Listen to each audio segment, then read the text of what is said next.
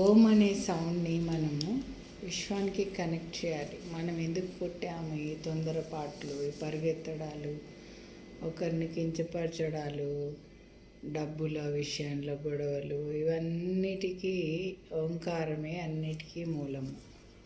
అయితే తాన్సేన్ అని ప్రభువు ఆ ఓంకారం అనే శబ్దాన్ని ఉచ్చరించి సంగీతం నేర్చుకున్నాడు. ఆయన గురువు కూడా ఆయనకి నేర్పినవాడు మళ్ళీ బౌజీ బార్కే నేర్పారు. అయితే మనం ఒకసారి స్టార్ట్ చేద్దాము.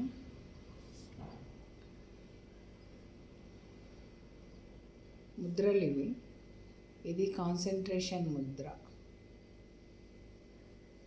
ఇది ఓంకారం ముద్ర.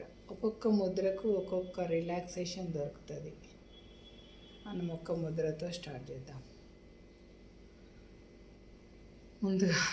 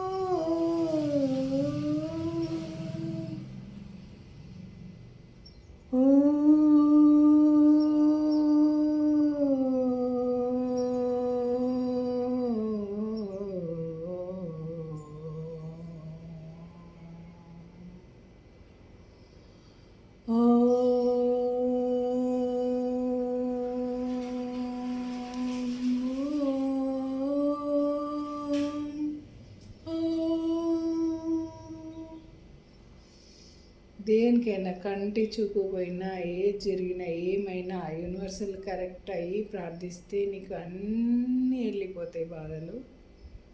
ఆ సూర్యునికి ముందు కూర్చొని ఓంకారం జపించడమే అన్నిటికీ ఉత్తమమైన మార్గం.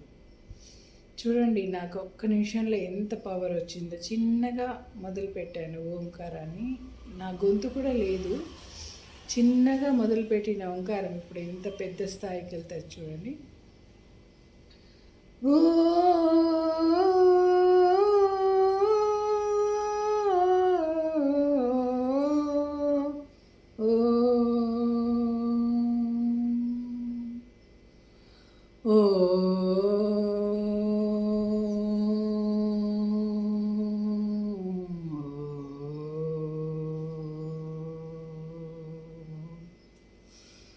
రిలాక్సేషన్, ఇలా బాడీ లూజ్ చేసేసేయాలి. అంటే ఏమి,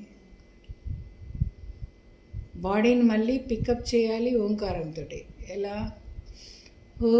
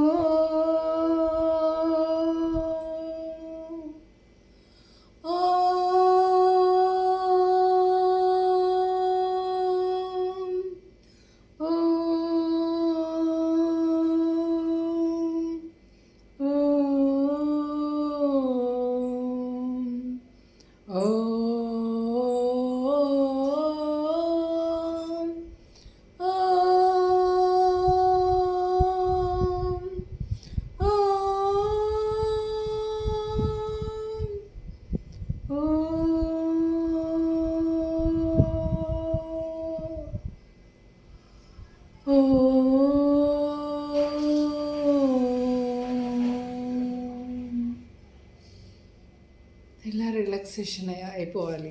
అన్ని రోగాలకి, అన్ని పంచాయతీలకి, అన్ని బాధలకి నీకు ఎలాంటి బాధ వచ్చినా ఏం చేసినా ఒక్క 15 నిమిషాలు మొదలుపెట్టి 20 నిమిషాలు, 30 నిమిషాలు, 40 నిమిషాలు, 50 నిమిషాలు ఇలా పొడిగించుస్తూ నీ యూనివర్సల్ కనెక్ట్ అవుతూ ఉంటే కళ్ళలో నుంచి నీళ్ళు వెళ్ళిపోతాయి, బాడీలో నుంచి చెమట రూపంలో వెళ్ళిపోతుంది. గాలి చూడండి ఎలా వీస్తూ ఉంటుంది.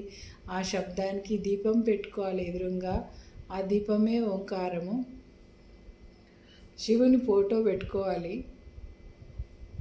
పెట్టుకొని మొదలు పెట్టాలి. ఇది చూడండి మీకు ఎంత రిలాక్సేషన్ ఉంటుందంటే ఏమీ తీసుకురాలే, మనం ఏమి తీసుకుపోము అనడానికి ఆయన 24 అవర్స్ చేసేది ఉచ్చరించేది భగవానుడు ఓంకారము, రామనామము.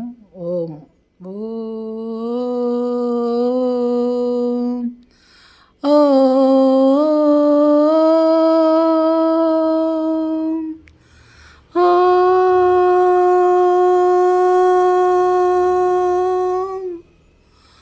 అంటే మనము చిన్నగా ముందు ఊపిరి రాదు, తర్వాత అదే వస్తుంది, గొంతు పెద్దగా అవుతుంది. ఓ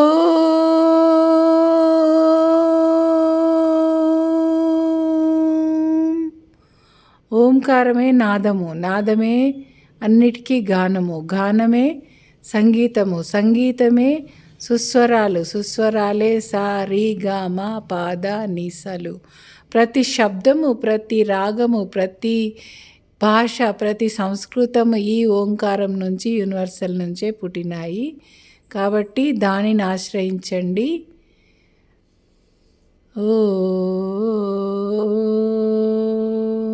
అరుంధతి పెట్టిన పేరు, వీరమణి చిన్నప్పటి పేరు, శ్రీవాణి చదువుకున్న అమ్మ పెట్టిన పేరు.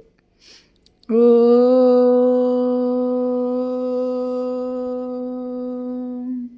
నిర్వికారం, నిశ్శబ్దం, ఎవరు లేనిది. ఇంకా మనకి ఇలాంటి అవకాశం ఇస్తున్నాడంటే అనుకోవాలి ఇది నిజంగా మనకు భగవంతుడు ఇచ్చిన ఏ దానికైనా సమాధానము అదే చెప్తుంది, యూనివర్సలే చెప్తుంది.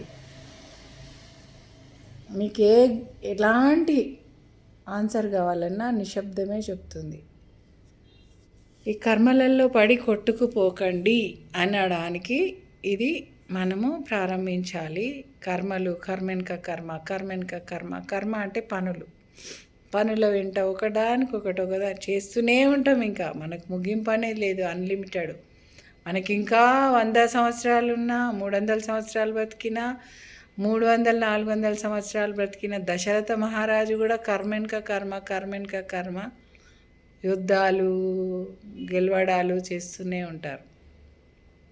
ఎంత తిన్నా ఏం సంపాదించి ఇంకా సరిపోలేదనే అనిపిస్తుంటుంది. ఇంకా అంటే ఎవరో మనల్ని ఇష్టపడతారు, తీసుకొచ్చి పెళ్లి చేసుకొని తీసుకొచ్చేస్తాడు శ్రీకృష్ణుడు. జాంబవంతి గెలుస్తాడు, తీసుకొస్తాడు, అంతఃపురంలో పెడతాడు. అలా తను కానీ అంటే ఉచిత సమయాలలో 24 గంటలు ఏ అడవిలోనో ఎక్కడో ఫ్లూట్ వాయిస్తూ, ఆ ఫ్లూట్లోనే ఓంకార శబ్దం ఉంటుంది. అది ఓం నమ శివాయ. శివుడే ఆయనకు ప్రదానం చేశాడు. వెదురు కర్రను తీసి మురళిని తయారు చేసి దానికి మురళి అనే నామకరణం చేసి, మురళి చూడండి, ము అనే అక్షరంలో కూడా ఓం ఉంది, రాలో రామ్ ఉంది. రామ్ అంటే పూర్వజన్మలో నువ్వు రాముడివి. రామ్, రా అనేది మధ్యలో ఉంది. అనేది మురళి, అనేది రామ్ అంటే నువ్వు ఉల్టా ఇప్పుడు మళ్ళీ వచ్చినావు భూమి మీదకి అంటూ శివుడు శివతత్వంతో మురళి, లీని అంటే లీ అనేది ఏంటి, లయకారం. ప్రపంచమంతా ఈ మురళితోటి లయకారం చేసేసేయి, మొత్తం లయం చేయి ఈ స్వరంలో, నీ స్వరంతో అని నోట్లో పెట్టి ఊదుతుంటే